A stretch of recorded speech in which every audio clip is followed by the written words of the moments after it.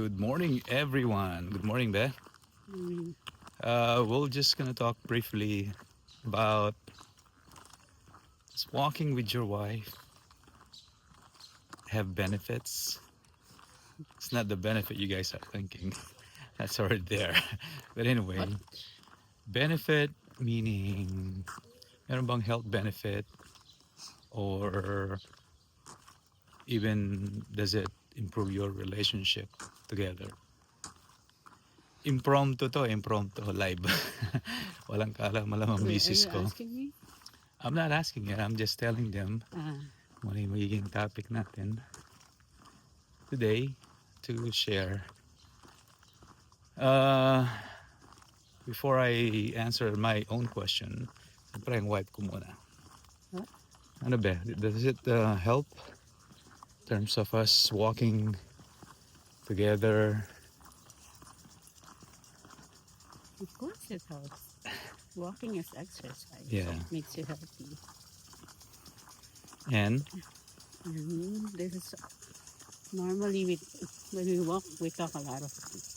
right, things a lot opens up when you're walking. Pero di mo napansin Sure. pag nasa bahay tayo, we don't Yeah, even we talk. get distracted. Yeah.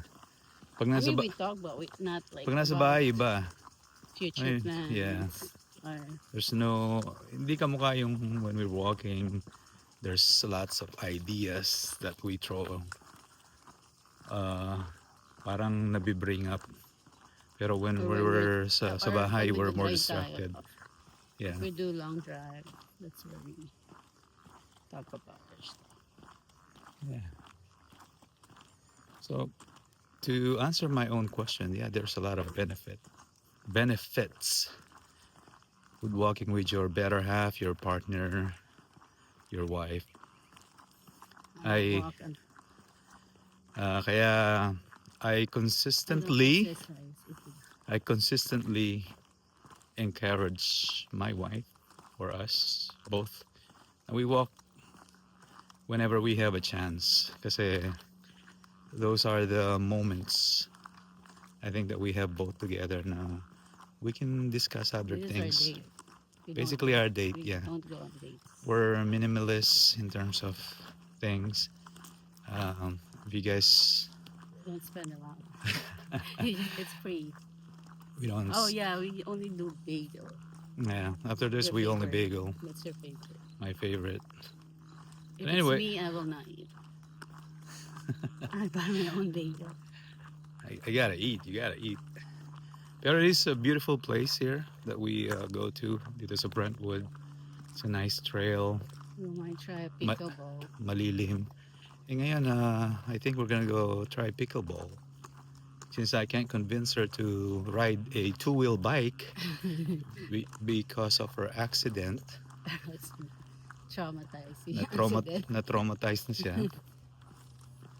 But we'll try pickleballs and kanina napag-usapan namin baka she said she'll try a three-wheeler. May Electric three-wheeler, sidecar. may sidecar. So I think at least it's an improvement, right? But let's get back to the topic na Good topic.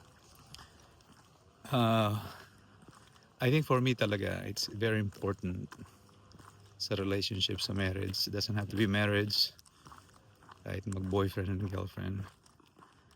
It's different pag naglalakad kayo together. You reconnect things that you're sa palagay nyo na hindi nyo na-discuss. There's a lot of questions sometimes and ideas gonna be thrown out there and then we discuss them. I As mean, long as you're not on your phone. yeah, as long as we're not on our phone. But this time I'm on my phone because I'm sharing this uh, topic sa mga viewers. Ay, don't forget subscribe, comment sa down below para alam namin mga content na gagawin ko. But anyway, yan narinig yun sa wife ko. This is an impromptu discussion. She said it helps her, right? Yeah. And she appreciate the moment Yeah. that we both are walking together. and I do also. Of course, try to support each other. I think that's biggest ano sa relationship is you need to both support each other kahit ano may mga hobbies nyo or it's not kahit na hindi hobbies sa work, but supporting each other is what's really matters sa mag-asawa, and that will keep the fire burning, ika nga. Tama ba? Tama? May tama. Oh, may tama daw ako.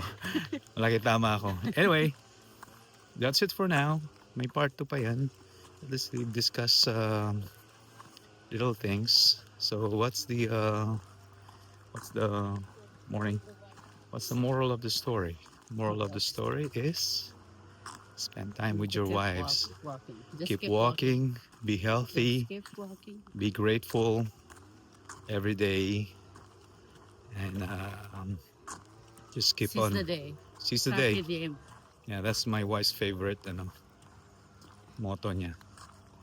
Okay, God bless. Happy Thursday today. Walang pasok, holiday. Bukas may pasok.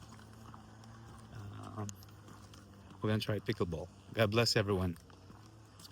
Next topic. Retirement. Next topic, retirement.